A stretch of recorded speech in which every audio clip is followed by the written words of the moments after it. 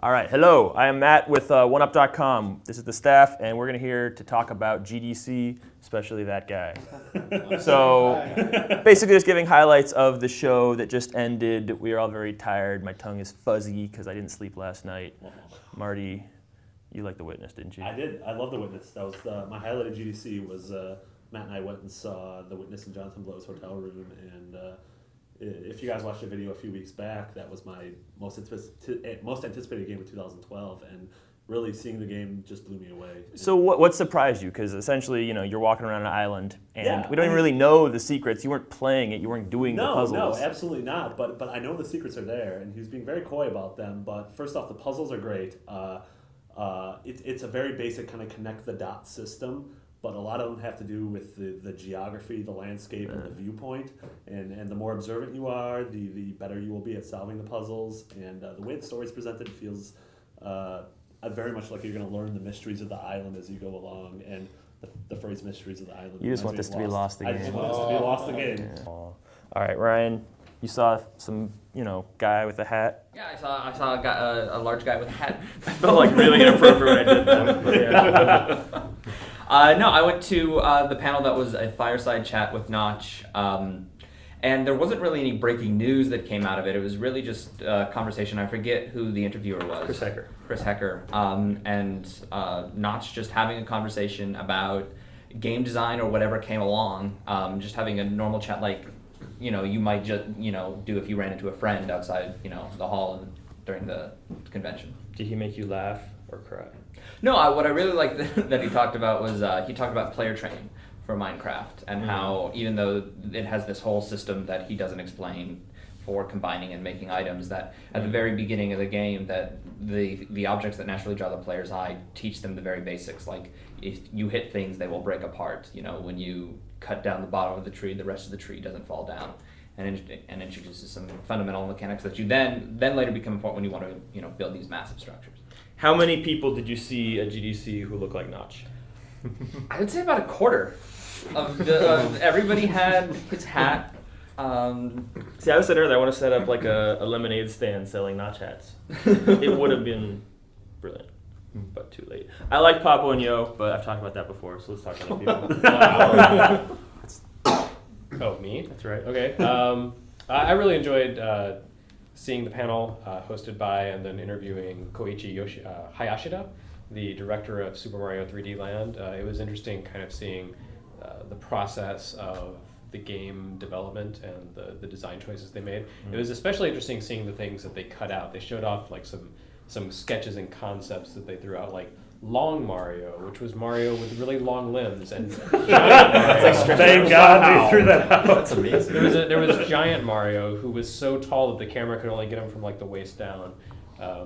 All kinds of strange potential there.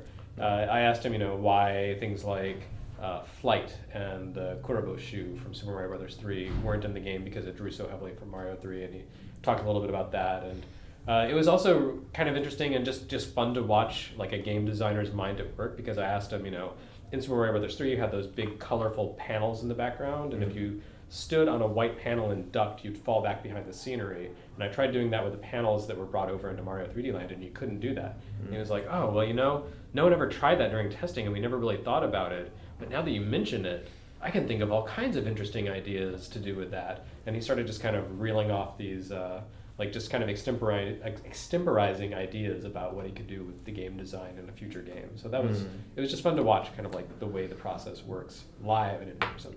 Yes.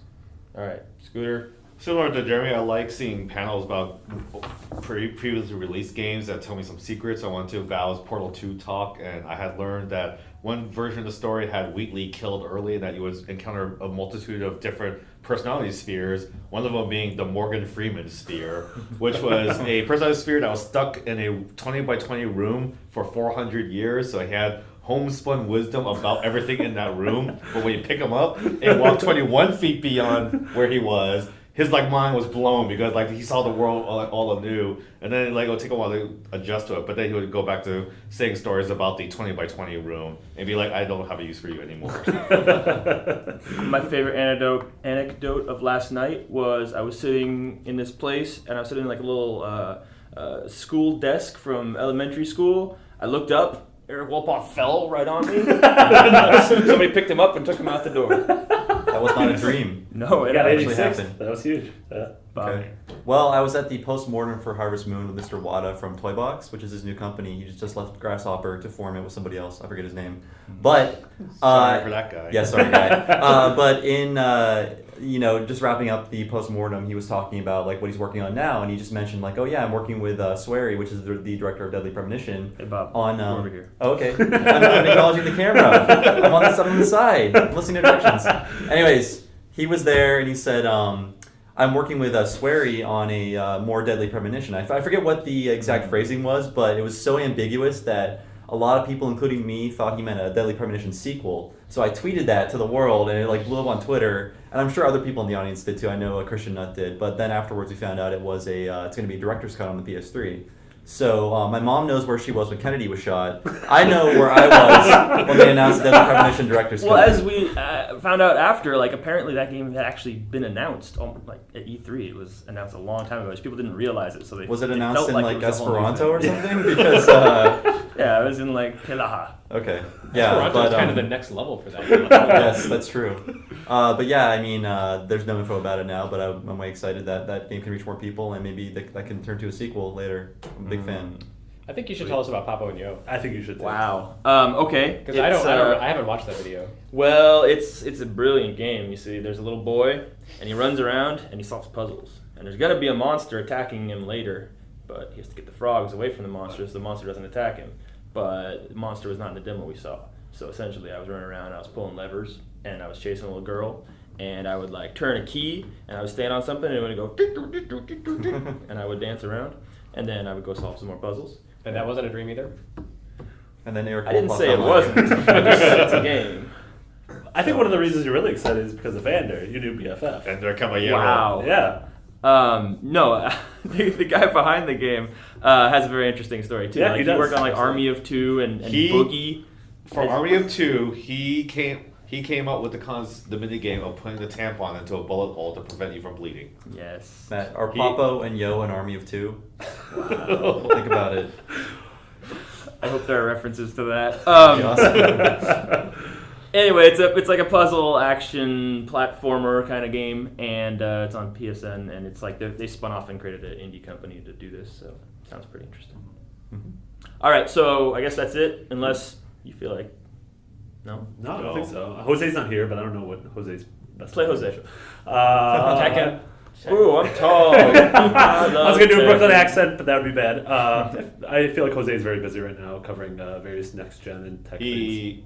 He'll. I guess he's happy that Unreal Tournament 4 finally is there. There you Instead go. of, hey, we're adding another feature of Unreal Tournament 3. Like, nope, we took the dial to 4. I saw a dude wearing a shirt that had the Unreal U and a 4 next to it, and I was like, what the hell is that about? You are a time I traveler. guess now I know. Yes. Unreal Engine. I was- Blur. Let's see, I missed something. No, shit. yes, no. I'm brain farting. Unreal You just Engine broke an 4. NDA. Apologize and end the thing. I'm sorry, audience. It's Unreal Engine 4. There's no UT4. If there is, I don't. That's fine. Making shit up. Okay. All right. Thank you.